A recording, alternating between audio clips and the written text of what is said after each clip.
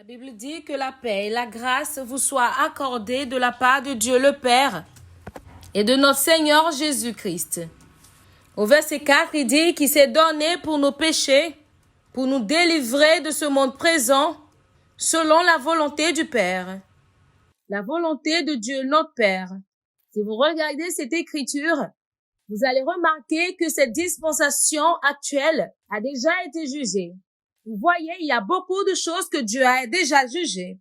Par exemple, Jésus parlant, il a dit que c'est l'esprit qui vivifie. Il dit que la chair ne sait de rien. Cela veut dire que depuis le studio de l'éternité, ils ont déjà étudié la chair et toutes ces choses. Ils ont déjà vu qu'il n'y a pas de bénéfice ou d'avantage dans la chair. C'est seulement un homme qui ne peut pas voir depuis les références de la lumière, qui prétend qu'il y a de la valeur dans la chair. Alors, il passe toute son existence pour décorer sa chair. Dans le règne des immortels, il ne demeure pas sur l'ancienne création, ils la détruisent. Et depuis ce couloir, ils ont déjà jugé la tendance humaine et la chair. Ils ont dit aussi longtemps que les réalités immortelles sont concernées, la chair ne sait de rien. Alors un homme sage investit en esprit et non dans la chair, parce que la chair s'arrêtera. La chair a déjà été jugée. Alors voici une autre écriture. Ils ont dit qu'ils ont déjà checké la terre et ce qu'ils ont découvert, c'est que il y a des marchés de biens et services ici et là. Mais ce que nous avons découvert, c'est que la terre est un âge maléfique. Parce que ce monde présent, ils appellent ce monde un monde de méchants.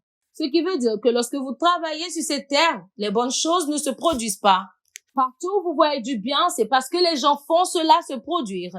C'est naturel pour le malheur de prospérer dans ce règne. C'est pour cela que même dans votre maison, des mauvaises herbes sont partout. Vous n'avez même pas besoin de les arroser. Mais elles pousseront. Mais si vous plantez une fleur, vous devez continuer à arroser et à nourrir cette fleur. Et la raison, c'est parce que cette terre supporte le mal, plus que le bien.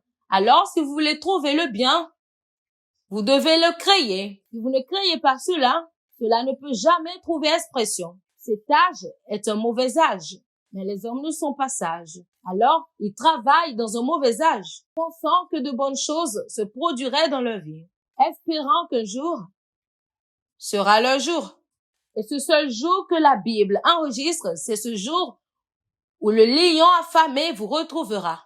Il dit que le diable rôde comme un lion rugissant, cherchant celui qui dévorera.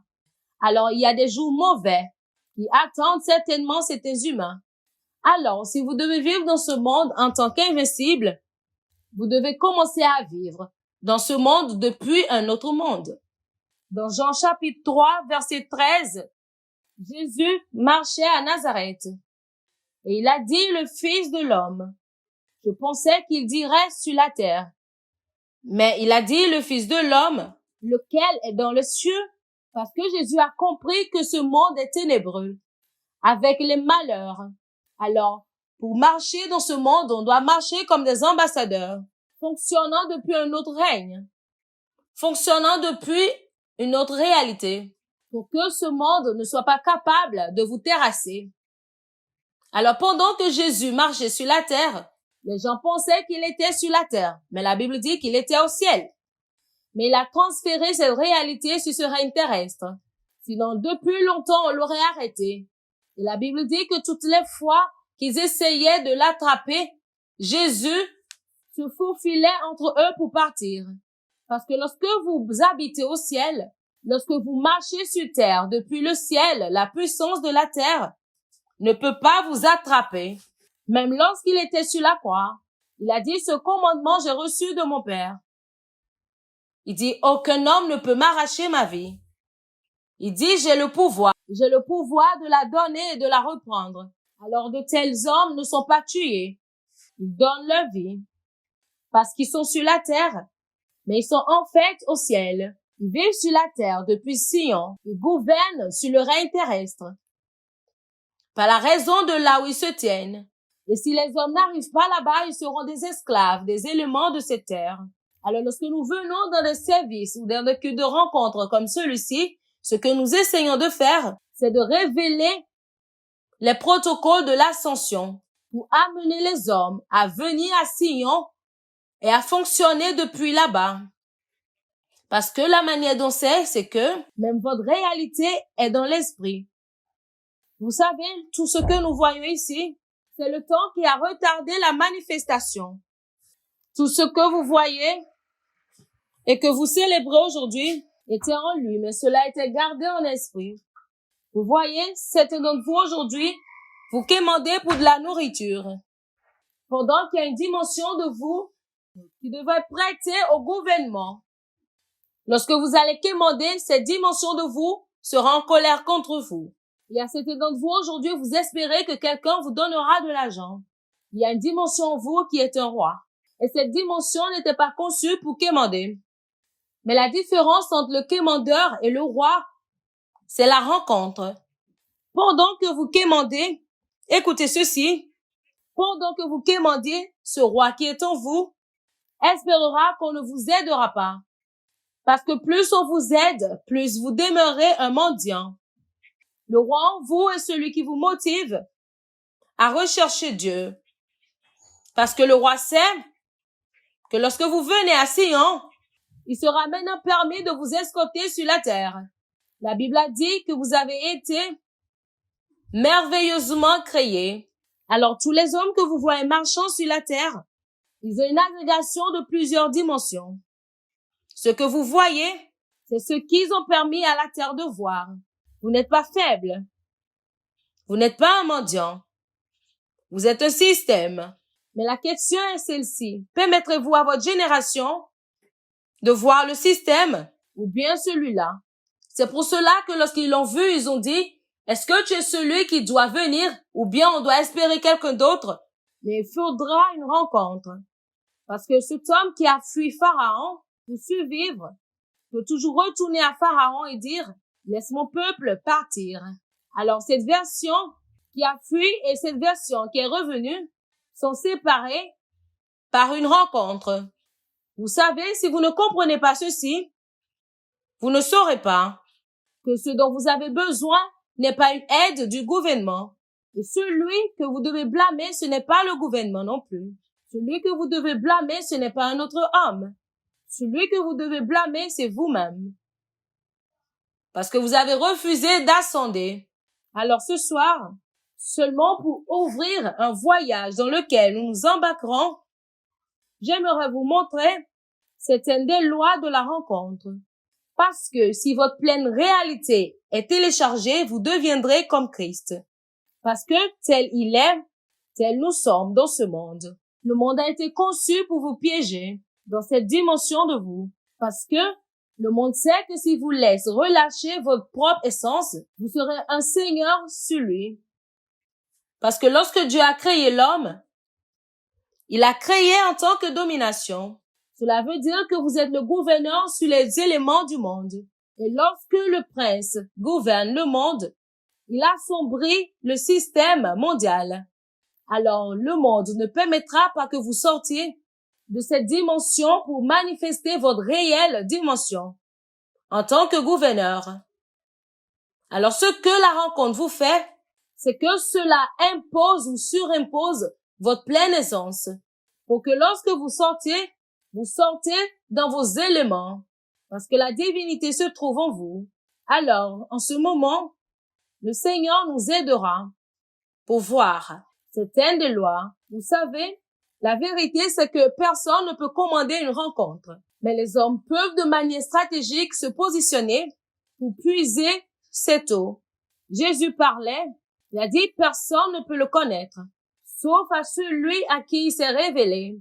Mais vous voyez, la bonne nouvelle, c'est que Dieu s'est déjà ouvert à nous-mêmes.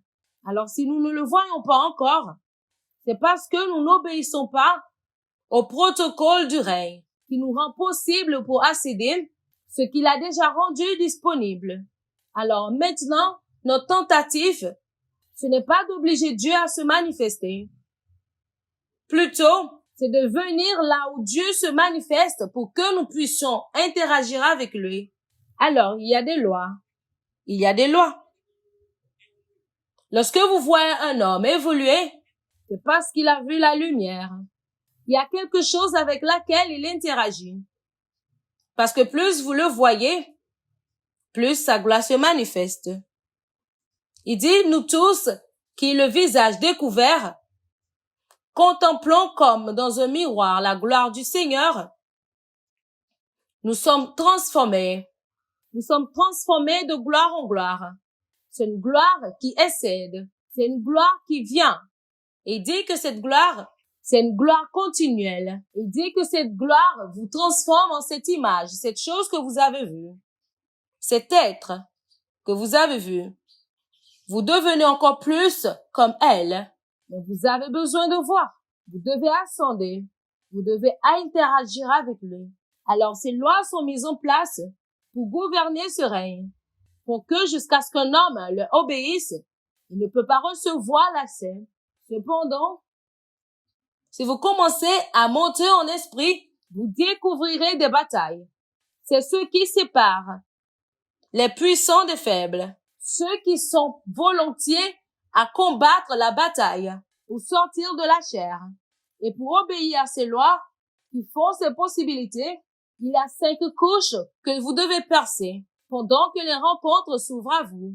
Et vous découvrirez qu'à travers ces 5 couches, il y a des lois qui gouvernent chacune de ces couches.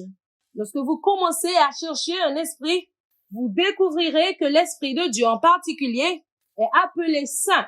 Le mot saint veut dire séparé dans sa propre classe. Rien ne peut venir là-bas. Il ne peut pas avoir de corruption là-bas. C'est pour cela que la sainteté embrasse également la pureté. Parce que si vous êtes isolé de toute autre personne ou de toute autre chose, ça veut dire qu'il n'y a rien qui peut venir vous souiller. Mais au-dessus et au-delà de la pureté, la sainteté est le fait que vous êtes guidé ou gardé dans votre propre règne. Vous êtes séparé de vous-même. Vous êtes séparé de manière à ce que rien ne peut venir à vous ou avoir accès à vous. Et vous voyez, avant que Dieu décide de révéler son pleine essence à la création, Dieu était caché. Même les anges ne le connaissaient pas. Et si vous regardez bien vos écritures, nous verrons qu'aucun ange n'a jamais appelé Dieu par un nom.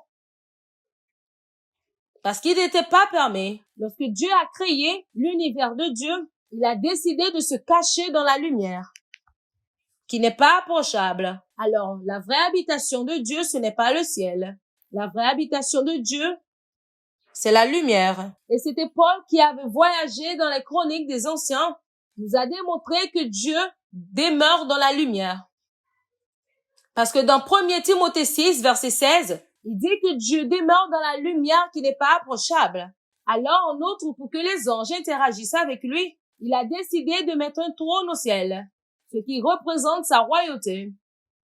Alors, ce qu'il fait, c'est que, pour que les anges le voient, il miroite son essence à travers le trône. Alors, ils verront une dimension et ils se prosternent pour l'adorer. Lorsqu'ils lèvent les yeux encore, ils voient une autre dimension. Ils vont se prosterner encore. Ils pensent qu'ils font la même chose, pendant qu'ils voient plusieurs dimensions qui sont infinies. Parce que lorsque Jésus est monté, dans Éphésiens 4, 10, il dit qu'il est monté haut, au-delà de tous les cieux. Cela veut dire qu'il y a un endroit au-delà des cieux. Mais pour que la création soit capable d'interagir avec lui, il doit venir sur le trône afin qu'ils échangent avec lui.